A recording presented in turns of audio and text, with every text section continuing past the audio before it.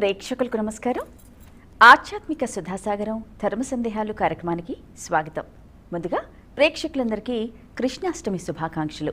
మనం అందరి దేవుళ్లను ఎంతో భక్తి శ్రద్ధలతో పూజిస్తాం, కానీ కృష్ణుణ్ణి మాత్రం పసిపాపగా భావించి పూజిస్తాం. ముఖ్యంగా కృష్ణాష్టమి రోజు కృష్ణుణ్ణి పూజించడంతో పాటు మన ఇంట్లో పిల్లలని కూడా కృష్ణుడిలాగా రాధలాగా తయారు చేసుకుంటాం. మరి వారిలోనే ఆ కృష్ణ పరమాత్ముని చూసుకుంటాం. కృష్ణాష్టమిని పురస్కరించుకుని ఎంతోమంది సందేహాలని మనకు రాశారు. మరి వాటికి చక్కటి సమాధానాలు తెలియచేయడానికి మనతో పాటు ఉన్నారు ఈనాటి మన కార్యక్రమంలో ప్రముఖ ఆధ్యాత్మికవేత్త, రామాయణ ప్రవచనకర్త మైలవరం శ్రీనివాసరావు గారు. మరి వారిని అడిగి మరిన్ని వివరాలు తెలుసుకుందాం. గురుగారు నమస్కారం. నమస్కారం.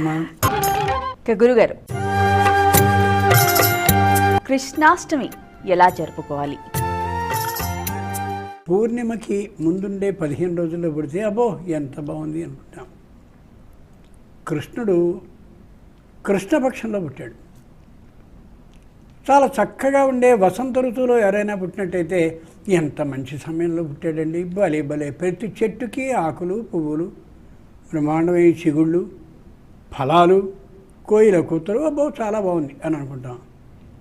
కృష్ణుడు వర్ష ఋతువులో పుట్టాడు.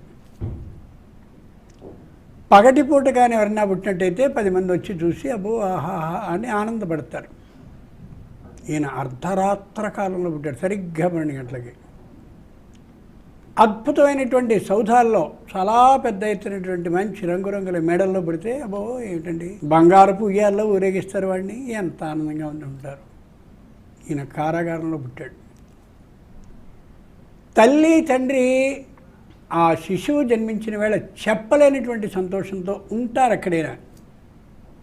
కానీ ఏ కృష్ణుడు అక్కడ పుట్టాడో ఆ పుట్టిన సందర్భంలో తల్లిదండ్రులైన దేవకి వసుదేవులు ఒక క్షణం ఆనందం, ఒక క్షణం చెప్పలేని దుఃఖం. ఎక్కడ కంసుడు వచ్చి ఈ శిశువుని కూడా అంతకుముందు శిశువుల్ని చంపినట్టుగా ఏమైనా చేసేసి చంపేస్తే మా సంతానాన్ని మా కళ్ళ ముందే మేమే ఇచ్చి చంపించుకున్న వాళ్ళం అయిపోతామే అని తీవ్రమైనటువంటి మనోవేదనతో ఉన్నారు. ఆ కృష్ణ పక్షంలో 8వ తిథిలో పుట్టాడు.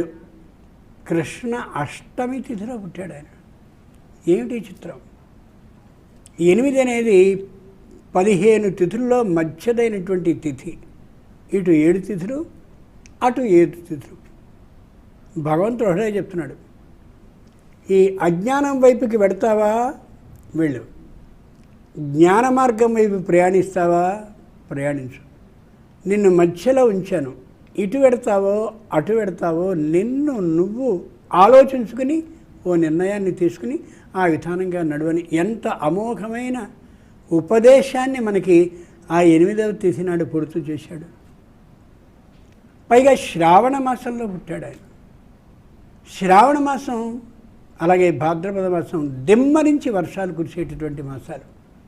అంచేతనే ఈ రెంటికి కలిపి వర్ష ఋతువు అని పేరు. ప్రపంచంలో వ్యక్తులందరికీ కావాల్సింది అబో వర్షం కురిస్తే చిత్రగా ఉంటుందండి, అవన్నీ మునిగిపోతాయి, ఇవన్నీ మునిగిపోతాయి, ఏదో అయిపోయి కాదు. ఆ వర్షం అంటూ లేకపోయినట్టయితే తిండి గింజలు మనకు ఉండవు. కాబట్టి మీకు అన్నాన్ని ప్రదానం చేసేటటువంటి వాడిని, నోట్లోకి 4 వేళ్ళు వెళ్ళేలా చేసేవాడిని నేను అని తెలియజేస్తూ ఆ కృష్ణుడు జ్ఞాన మార్గం వైపు ప్రయాణించడానికి అవకాశాన్ని మీకు ఇస్తున్నాను అని తెలియజేస్తూ చాలా అద్భుతమైనటువంటి రోజున అలా జన్మాన్ని పొందినటువంటి వాడు. అంచేత కృష్ణ అష్టమిని ఈ విధమైన ఆలోచనతో ఆలోచించాలని ఆయన తెలియజేస్తున్నాడు. వసుదేవ సుతం దేవం, ఏమయ్యా నీకు ఏ పేరు ఇష్టం అని కృష్ణుని పెద్దయ్యకి అడిగితే నా పేరు వాసుదేవుడు అంటే నాకు చాలా ఇష్టం అన్నాడు ఆయన. ఏ కృష్ణుడు అంటే నష్టం ఏమొచ్చింది? కాదు, మా నాన్నకి కొడుకుని. ఎందుకని? ఆ లోకంలో ఉన్న నేను ఈ లోకంలో ఉండడం కోసమని ఎవరికి పుత్రుడిగా పుట్టాలా అని అనుకుంటూ ఉంటే నాకు నా భార్య అయినటువంటి దేవకికి సంతానంగా పుట్టి మమ్మల్ని ఉద్ధరించు అని ఆయన కోరి నన్ను ఇక్కడికి తెచ్చుకున్నాడు. కాబట్టి నాకు ఈ లోకంలో ఉండేందుకు ఒక చోటుని తన భార్య యొక్క గర్భంలో ఏర్పాటు చేశాడు. కాబట్టి ఆ దేవకి భర్త అయినటువంటి వసుదేవుని పుత్రుడిగా పుట్టిన నేను వాసుదేవుడిని పిలుచుకోవడం నాకు చాలా ఇష్టం. ఇంచేతనే వైష్ణవ స్వాములందరూ కూడా వాసుదేవ వాసుదేవ వాసుదేవ అంటుంటారు. ఇంకొక మాట ఏంటంటే, వసుదేవుడు లోకంలో జన్మిస్తూ ఉన్నప్పుడు ఆనక దుందుభులు మోగించారని. అంటే పెద్దవైనటువంటి దేవలోకానికి సంబంధించిన పెద్ద ఢంకాలు ఉంటాయి, వాటిని ఆనక దుందుఫే 2 వాద్యాలు అవి మోగించారు. ఏమిటి ఇలా మోగిస్తున్నారు అని ప్రపంచం అంతా చూస్తే, ఈ వసుదేవుడు ద్వారానే వాసుదేవుడు కృష్ణుడిగా పుట్టబోతున్నాడు అని అంతటి అమోఘమైన సూచనని తన తండ్రి పుట్టుకతోనే చేయించుకుని తాను పుట్టాడు. కాబట్టి అంత గొప్ప కృష్ణుని పేరిట ఉన్న అష్టమి కృష్ణాష్టమి, సామాన్యమైనటువంటి తిథి కాదు. ఇక అష్టమ తిథి అశుభం అంటారు, మరి ఎందుకని? ఆశ్వేజ మాసంలో అమావాస్య రోజు వస్తుంది, అమాయాం అంటాం. ఆవేళ లక్ష్మీదేవి పుట్టింది. బాగా ఆలోచించి చూస్తే అన్ని రోజులు మంచి రోజులే, అన్ని తిథులు మంచి తిథులే తప్ప ఏ విధమైన అశుభ తిథి లేదు. తదియ అంటే తృతీయ, సంస్కృతంలో తృతీయ అంటారు, తెలుగులో తదియ అంటారు. అక్షతృతీయ ఎంత గొప్ప రోజు. గణపతి చతుర్థి వినాయక చవితి ఎంత గొప్పది. ఋషి పంచమి నాగపంచమి ఎంత గొప్పది. షష్ఠి దెబ్బలాడుకుంటామని మనం, సుబ్రహ్మణ్య షష్ఠి ఏమైంది. సప్తమి మంచిది కాదండి అంటారు, రథ సప్తమి సూర్యుడు పుట్టినటువంటి రోజు. కృష్ణ అష్టమి, అలాగే మళ్ళీ ఆశ్వయుజ మాసంలో దుర్గాష్టమి, శ్రీరామ నవమి, అమోఘమైన రోజులు. విజయ దశమి, ఏకాదశులు అన్నీ ఇటు 12 అటు 12 అంటే పూర్ణపక్షంలో వచ్చే శుద్ధపక్షంలో వచ్చే 12 ఏకాదశులు, అటుపక్క కృష్ణపక్షంలో వచ్చే 12 ఏకాదశులు, 24 ఏకాదశులు మంచివే. ద్వాదశి క్షీరాబ్ధి ద్వాదశి, మహానుభావుడు అలా పద్మాలాంటి కళ్ళని విచ్చి చూసేటటువంటి రోజు క్షీరాబ్ధి ద్వాదశి. అమోఘమైనటువంటి వ్రతాన్ని సాయంత్రం ఇప్పుడు మనం చేసి విష్ణు సహస్రనామార్చన చేస్తాం. ద్వాదశి అదే ద్వాదశి మంచిది కాదండి, కాదు, చాలా మంచి రోజు. మహానుభావుడైన వామనుడు పుట్టింది కూడా శ్రవణ ద్వాదశి నాడు శ్రోణనభీత్ సంజ్ఞాత లగ్నంబునన్. అలాగే త్రయోదశి ఎంత గొప్పదైనది. శని త్రయోదశి చాలా గొప్పదైనటువంటి పర్వదినం. ఆ రోజు కానీ నిజంగా చేయవలసిన విధానంగా తిలపూర్చ తైలాభిషేకాన్ని చేసుకుని శనికి ప్రీతికరమైన వస్తువులను కానీ దానాన్ని చేసుకోగలిగినట్లయితే శని పూర్తిగా వదిలేయడు, కానీ ఆ చూపు తీక్షంగా చూసే విధానం మాని వీడు పాపం చాలా బాధపడుతున్నాడు, ఇది చాలా దుఃఖపడుతుందని అనుగ్రహాన్ని ఇచ్చి అంత తీవ్రంగా బాధించాడు. అలాగే నరక చతుర్దశి, ఆ తరువాత వచ్చేటటువంటిది అద్భుతమైన దీపావళి. అమ్మవారు పుట్టింది కూడా ఆశ్వయుజ బహుళ అమావాస్య. లక్ష్మీ పూజకి అద్భుతమైనటువంటి రోజు. ఆ రోజు అర్ధరాత్ర కాలంలో కూడా పూజ చేస్తాం. ఎక్కడ తిథి అశుభంగా ఉంది అంచేత అష్టమి తిథి కాబట్టి ఏదో అయిపోతుంది. అష్టకష్టాలు పడేందుకు అష్టమి తిథి. అష్టకష్టాలు పడే వాళ్ళు అందరూ అష్టమి నాడే పుట్టారా? అష్టమి నాడు పుట్టినటువంటి వాళ్ళు సరైనటువంటి ఐశ్వర్యంతో బ్రహ్మాండమైన ఆనందంతో తొలతూగే వాళ్ళు మాత్రం లేరా? అంచేత ఏదో ఒకటి దృష్టిలో పెట్టుకుని ఇదే సర్వత్రా అని అనడం సరి కాదు. ఆయన నల్లగా ఉండి ఇక్కడ పుట్టుమచ్చ వస్తే ఆయన బాగా డబ్బులు వచ్చి అయితే, నల్లగా ఉండి ఇక్కడ పుట్టుమచ్చ ఉంటే డబ్బులు వస్తాయి అని చెప్పేస్తుంటారు. ఇది తప్పు. ఇది ఎప్పుడూ కూడా అన్వయ వ్యతిరేకాభ్యాం అర్థసిద్ధి అని సంస్కృతంలో మాట. ఎక్కడైనా సరే అష్టమి తిథి చెడ్డది అని అంటే, చెడ్డదైన అష్టమి తిథిలో పుట్టిన వాళ్ళకి ఎందరికీ కలిసి వచ్చిందో చూడాలి. కలిసి వచ్చిన వాళ్ళలో అష్టమి తిథి కాని వాళ్ళు ఎవరో వాళ్ళని చూడాలి. ఈ రెండూ కాని ఉన్నట్లయితే అప్పుడు దాని నిర్ణయాన్ని చేయాలి, సిద్ధాంతాన్ని చేయాలి. అలా కాదు ఏదో ఒకటి చూస్తారు, చూసి అబే అష్టమి మంచిది కాదండి, తప్పు, ఒక నిర్ణయానికి వచ్చేయకూడదు. ఇట్లాంటి ఆలోచన మన హిందూ ధర్మంలో సంప్రదాయబద్ధంగా జనానికి వచ్చినటువంటి రోజున ఈ వెర్రి ఆలోచనలు అబో ఇలాగే అనే నిర్ణయాన్ని చేయడాలు ఉండవు. ధర్మ సందేహం గురుగారు, కృష్ణాష్టమి రోజు ఉట్టి కొడతారు, ఎందుకు? భాగవతంలో కృష్ణుడు చేసినటువంటి బాల్యక్రియల్లో ఇది కూడా ఉంది. ఆయన పూతన ప్రాణాలను తీశాడు పాలు తాగుతున్న వంకతో. ఎందుకంటే కంసుడు ఆలోచించాడు, ఆ శిశువుని తీసుకుని ఆకాశంలోకి ఎగరేసి తనని చంపుతుంది. అష్టమ గర్భంబు నిన్ను హరించుచుమి. మరి పిచ్చాడా, దేవకిని వసుదేవుడిని పట్టుకుపోతున్నావు నువ్వు. తుష్టయగు భగిని మెచ్చగా ఇష్టుడవై రథము గడిపదు ఎరుగవి మీదన్ శిష్టయగు ఈ తలోదరి అష్టమ గర్భంబు నిన్ను హరించుచుమి. 8వ గర్భం చంపుతుంది అనగానే వాడు ఆలోచించాడు. 8వ గర్భం దగ్గర గట్టిగా ఉండాలి అని అనుకున్నాడు.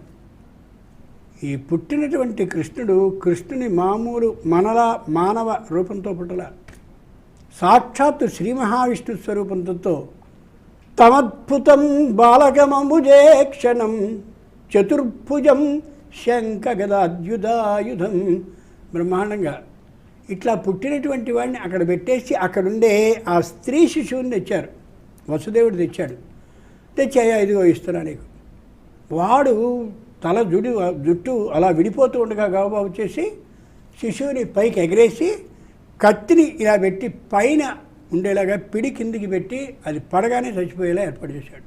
వీళ్ళిద్దరూ కళ్ళు మూసుకున్నారు బాబు అని. ఆ శిశువు పైనుంచి పైకే ఎగిరింది, కిందికి పడలా.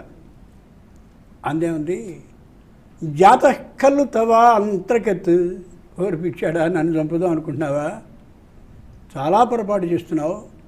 నన్ను చంపాలని అనుకుంటున్నావు, కానీ నిన్ను చంపేవాడు ఇంతకు ముందే పుట్టున్నాడు రా, తెలుసుకో, అర్థం చేసుకో అంది. ఆ శిశువు ఆకాశంలో ఎగిరిపోతాం. వాడికి పిచ్చి పెట్టేసి ఓ వారం రోజుల క్రితం ఏ శిశువులు పుట్టారో వాళ్ళందరినీ చంపేయి అని పంపించాడు. పోతన వెళ్ళిన తర్వాత పోతన ప్రాణాలని చిన్న శిశువు ఆ పాలని తాగుతున్న వంకతో చంపేశాడు అని వినిపించింది. అబ్బో, అయితే అక్కడే ఉన్నాడు కృష్ణుడు, అక్కడే ఉన్నాడు నన్ను చంపేవాడు, అక్కడే ఉన్నాడు నల్లనివాడు అని అనుకుని మొత్తం అన్నీ చేస్తూ ఉంటే అందరూ కూడా ఈ చిన్నపిల్లాడేమిటి, ఆ రాక్షసుని చంపేయడమేమిటి అని భయపడి మొత్తం ఈ గోపబాలకులు అందరూ కూడా దూరంగా వెళ్ళిపోతూ తల్లులందరూ గట్టిగా పట్టుకుంటే, వాడు జోలికి వెళ్ళకు, వాడు ఎవరనుకుంటున్నావో, వాడు రాక్షసుల ప్రాణాలు తీసేంత పెద్దవాడు అని అందరూ దూరం నెట్టేస్తూ ఉంటే కృష్ణుడు ఆశ్చర్యపడ్డాడు. నా దగ్గరికి వీళ్ళెవరూ రారు, నేను చాలా పై ఎత్తు వాడిని అని అర్థమైపోయింది వాళ్ళకి.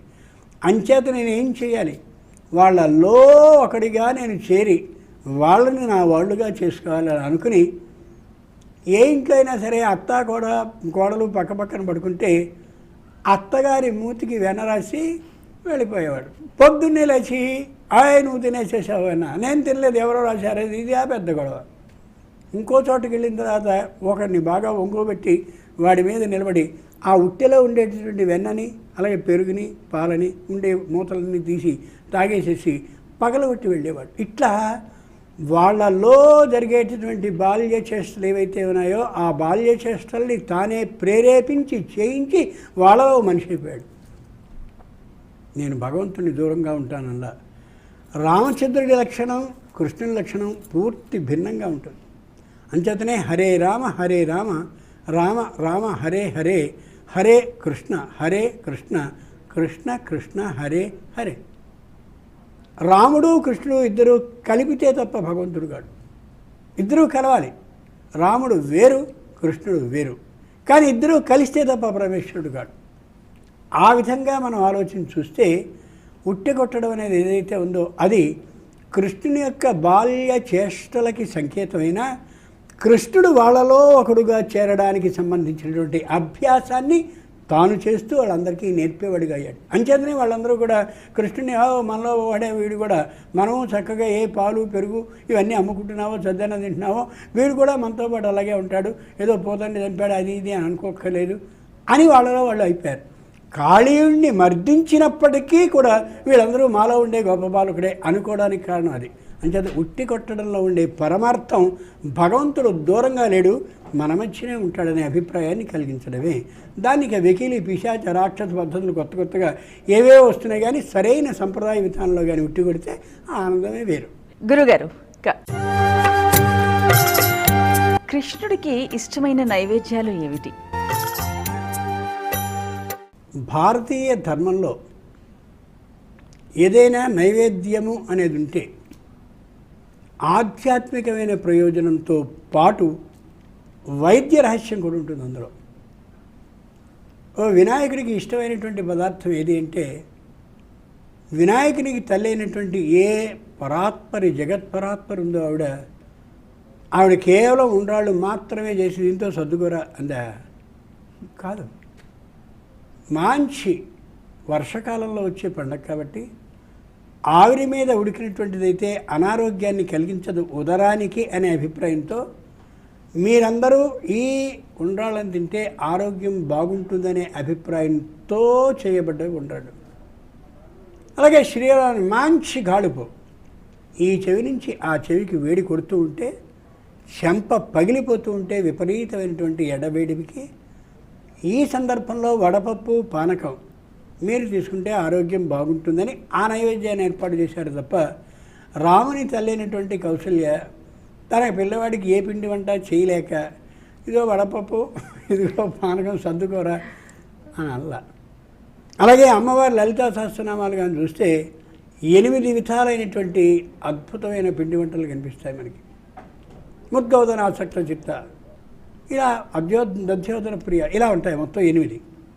ఇవన్నీ కూడా ఆ కాలంలో అలా గర్భవతి అయినటువంటి ఆమె స్వీకరించవలసిన ఆహార పదార్థాలుగా. అదేవిధంగా కృష్ణునికి కూడా శ్రావణం బాగా ఉన్నటువంటి, అంటే వర్షాలు దిమ్మరించే సందర్భంలో గొంతు బాధ కలగకుండా, కంటి నుంచి నీరు వచ్చేయకుండా, పేనస ప్రతిశాయాన్ని ముక్కంతా కారిపోతూ చెవులు గళ్ళిపడిపోయి ఇవన్నీ లేకుండా ఉండడం కోసం ప్రత్యేకంగా కమ్మపొడి అని ఏర్పాటు చేస్తారు. అంటే వేడి కలిగించేందుకు చేసే పదార్థం దాన్ని చేస్తారు. కొందరు గజ్జికాయలు చేస్తారు.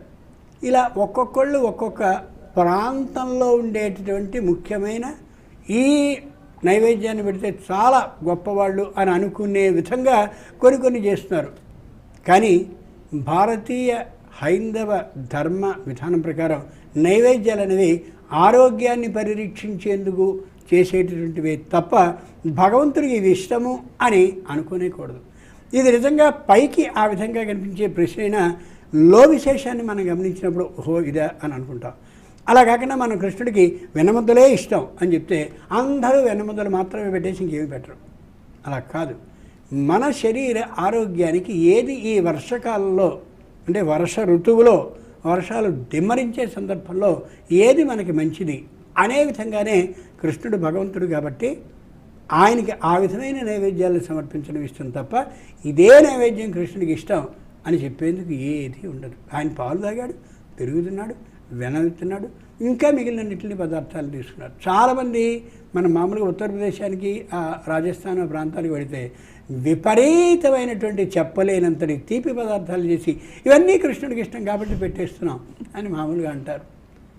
అవి మాత్రమే కాదు, ఆ కాలంలో అనారోగ్యం కలిగించకుండా ఉండేటటువంటి వాటిని పెట్టడం అనేది సరైన విధానం. కృష్ణాష్టమిని పురస్కరించుకొని ప్రేక్షకులు అడిగిన సందేహాలకి చక్కటి సమాధానాలు తెలియపరిచారు గురుగారు. ధన్యవాదాలు.